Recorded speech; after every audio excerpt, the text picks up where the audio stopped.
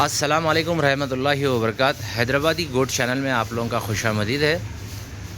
आज की जो वीडियो रहेगी ज़ुबैर गोट फार्म से आज की वीडियो है। आज की वीडियो के अंदर आप लोगों को ना बिल्कुल हैंड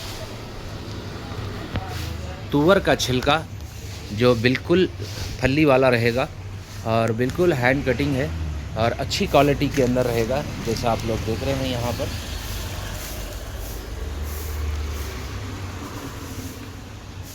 बिल्कुल साफ़ छिलका है और जो भी भाई को चाहिए अच्छी क्वांटिटी के अंदर है अल्हम्दुलिल्लाह।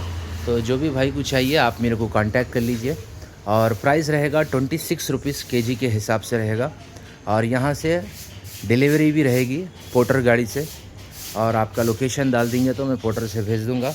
और यहाँ पर देखेंगे आप बिल्कुल मकई का पाउडर है ये और चने का छिलका और मकई का साबित मकई, वेट गेनर, दाल, खल्ली, चुन्नी, भूसा और यहाँ पर देखेंगे आप इंस्पायर के आपको बैग भी मिल जाएंगे।